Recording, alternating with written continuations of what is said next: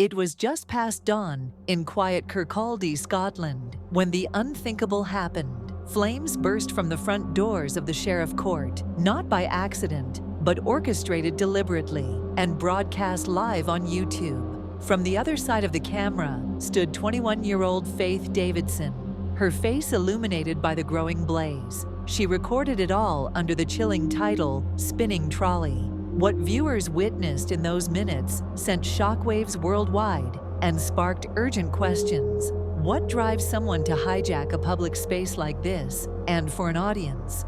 Fayth stepped out of her car, clutching a black canister and a lighter. She placed the phone on a tripod, connected to her hotspot, and began her performance. As petrol spread across the high-vis jacket she'd draped on the courthouse steps, she smiled and chuckled, describing the building as a work of art. A few dozen early viewers watched, stunned. Some thought it was a live stream prank. Others recognized the horror as it unfolded, but none turned it off. The moment had urgency, daring people to look even as authority sirens approached.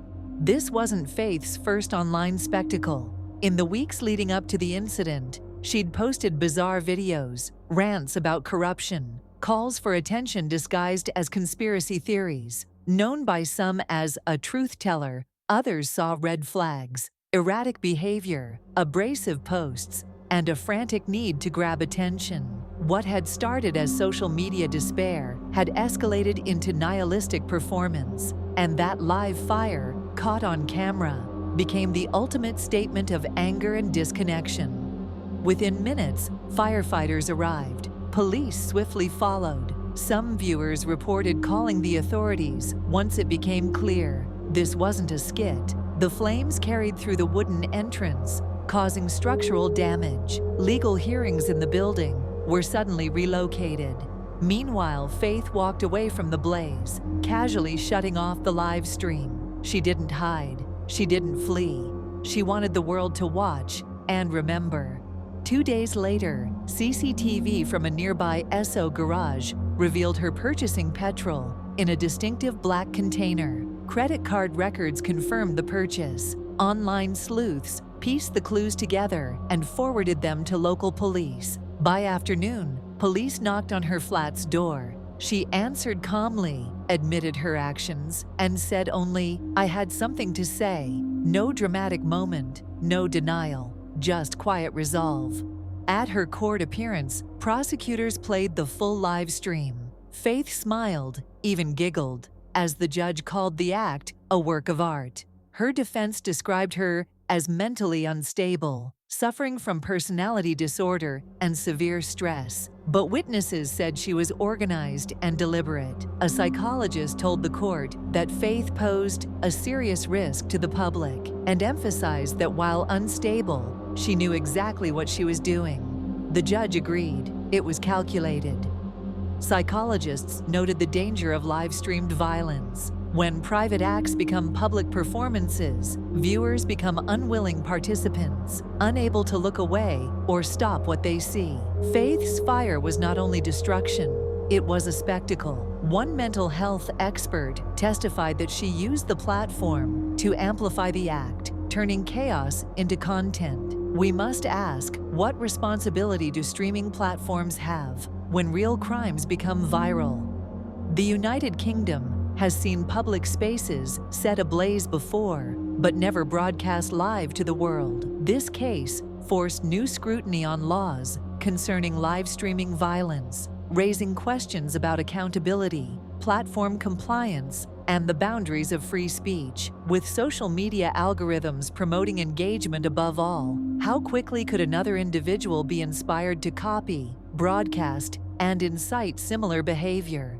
After the sentencing hearing, the judge described Fayth's act as arson with intent, broadcast as incendiary art. The damage bill ran into thousands of pounds, all while the country watched, unable to stop it.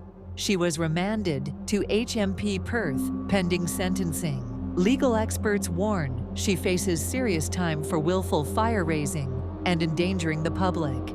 But even once the legal punishment is decided, the broader cultural consequences remain unsettled. This story isn't just about one shocking crime. It's a wake-up call. It teaches us about how digital platforms can enable violence, how individuals might crave visibility at any cost, and how society grapples with the aftermath of publicized destruction. What we saw wasn't a spontaneous outburst, but a performance rooted in pain, instability, and defiance. And we all watched it unfold. As the investigation into Justin Mohn's case deepened, police began uncovering a disturbing pattern in his online presence. His social media profiles were littered with cryptic messages and violent imagery, often referencing themes of revenge, martyrdom, and justice. He had joined multiple extremist forums where he expressed disdain for government institutions and law enforcement. Investigators also discovered that he had been researching how to disable tracking software and how to build improvised weapons. These were not the interests of an average citizen. They painted a picture of a man consumed by paranoia and dangerous ideologies, someone preparing for a violent endgame.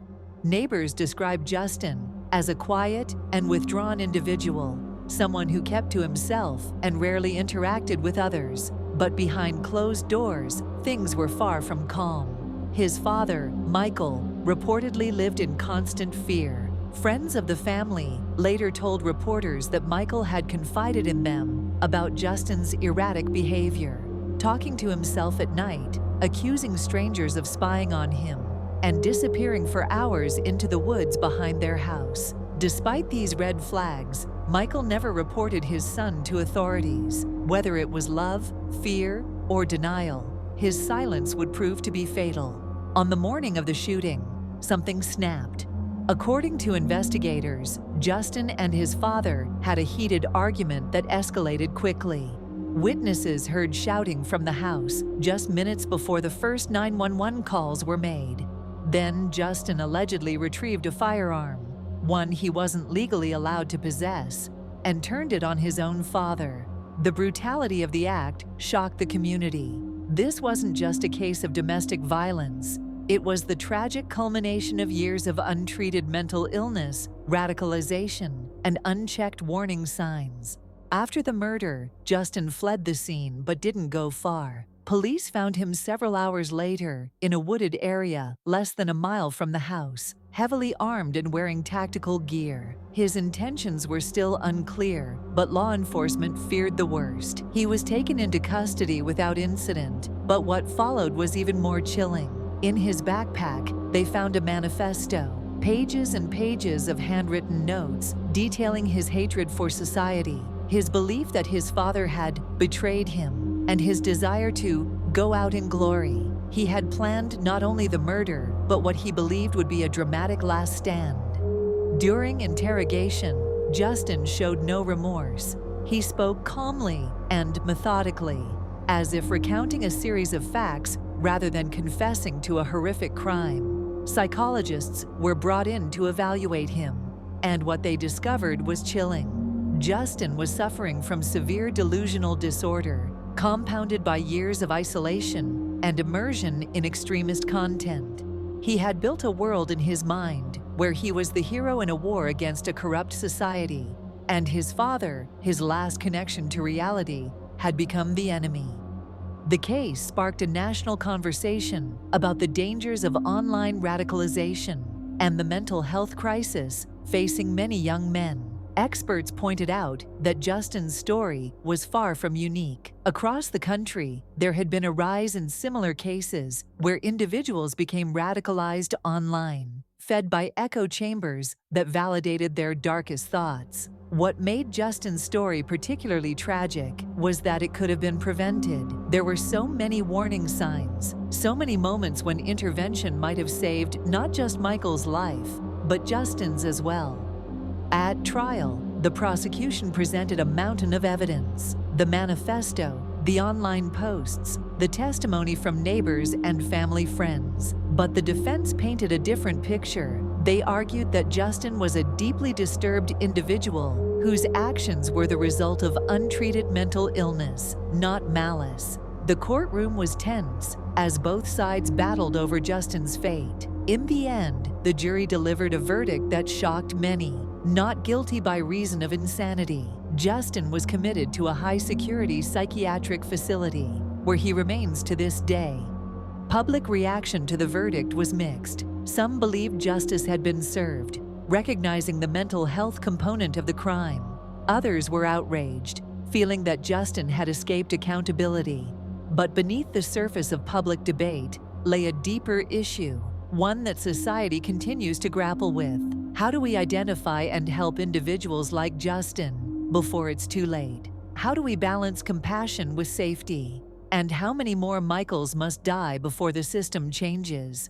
As of now, Justin remains in treatment, reportedly showing signs of improvement under strict supervision and medication. But the scars he left behind can't be healed so easily. His family is shattered, the community remains haunted, and his father's memory is a constant reminder of a tragedy that could have been prevented. For the investigators, the case is closed, but the lessons it offers are far from over. It's a chilling example of what happens when red flags are ignored and a cry for help goes unanswered. If you found this story compelling, don't forget to like this video and subscribe to the channel for more real-life crime stories that explore the dark corners of the human psyche. I post new videos every week diving into unsolved mysteries, shocking crimes, and twisted psychological profiles. What did you think about Justin's case? Could it have been prevented? Let's discuss in the comments below. I want to hear your thoughts. And remember, stay safe, stay curious, and I'll see you in the next video.